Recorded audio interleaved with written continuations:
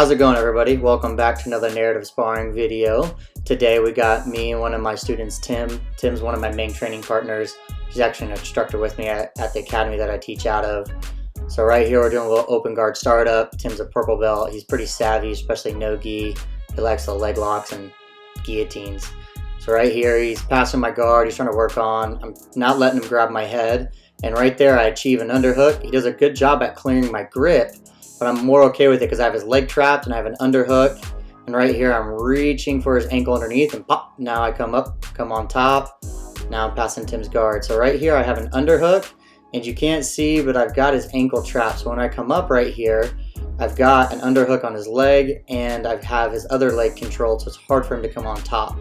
So of course I clear my head to the opposite side of the guillotine and we're passing. So right now, make sure you guys check out in the description below. I'm trying to build an email list of all my cool videos and things I have coming up in the future, so make sure you guys check that out.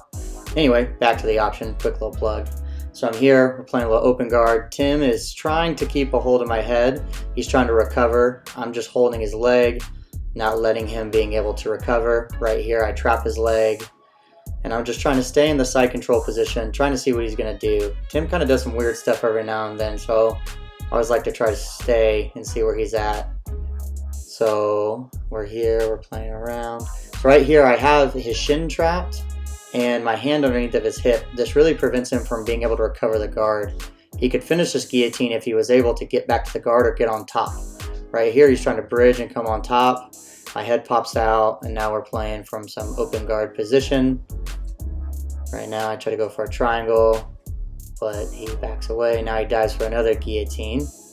And once again, I achieve my underhook into this position. I trap his leg, and I'm gonna now this time roll him over so he has to come out and I come out the back door. So right here, as we come on top, I trap his ankle and I feel like his weight is pretty far north. So I end up shucking him, pushing his hips over my head. I kind of do a little twist and back roll, and then my head pops out. He could have held on to it, but it probably would have been not a good day if he did. So now I'm right here, I'm trying to clear, I'm trying to drop my weight on him.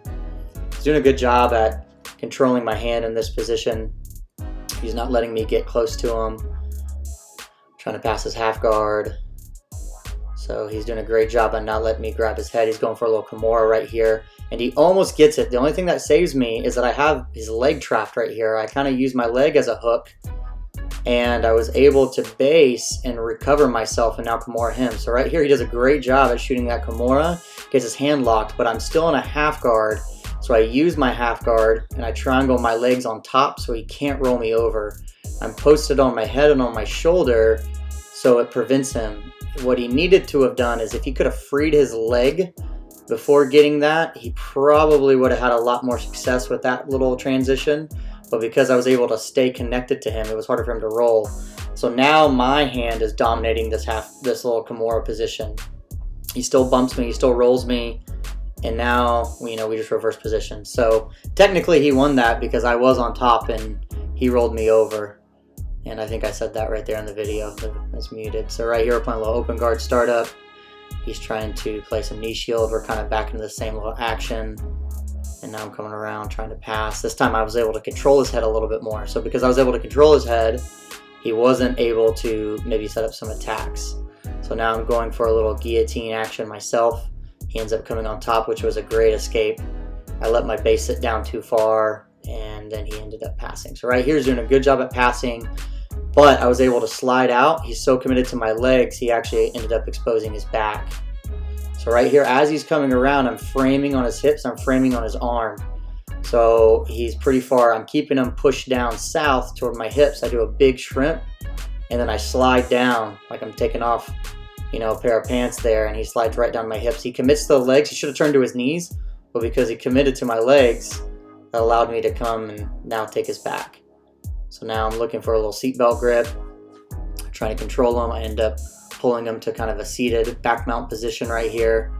He's doing a good job of defending, keeping his legs close. And I'm just trying to follow him to see where we're going to go. No gi gets a little sweaty and a little slick.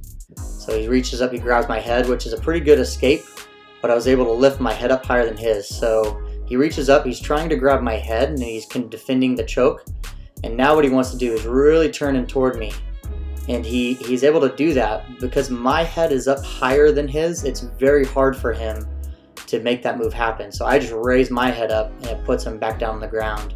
Once again, technically he won because he got out, but he ended up in a bad position. So right here, I'm going for one of my favorite arm locks, but what ends up happening is I don't have a good enough grip on his arm. So whenever I step over his head and I go to sit down, his arm just slides right out.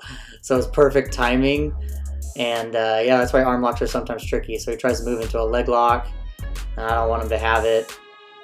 And now we're playing a little bit of open guard. I come on top here, looking for hand fighting. He's trying to elevate position, so I do a guillotine and I dive over the top.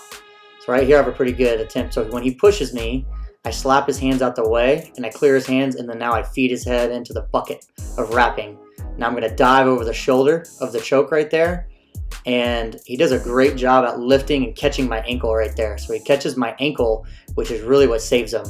If my ankle becomes free and I'm able to get it more over his shin, he's in much bigger trouble. So right here, I'm about to get it wrapped up into the guard, and I'm adjusting the choke right here, and he tries to dive over. So his head's pretty deep.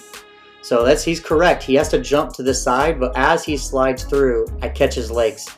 So he's going to slide through, and I cross my feet right around his ankles. So now it's bad. He's in pretty deep. That choke's pretty tight. I'm letting him try to find his way out of it. I'm letting him fight. I'm not really finishing or coming to the mount, which is probably what I should be doing. But he defends it, so now I come on top.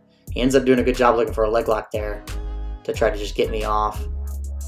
Now doing a little open guard again, open guard startup. A lot of catch and release. We both like to play that game.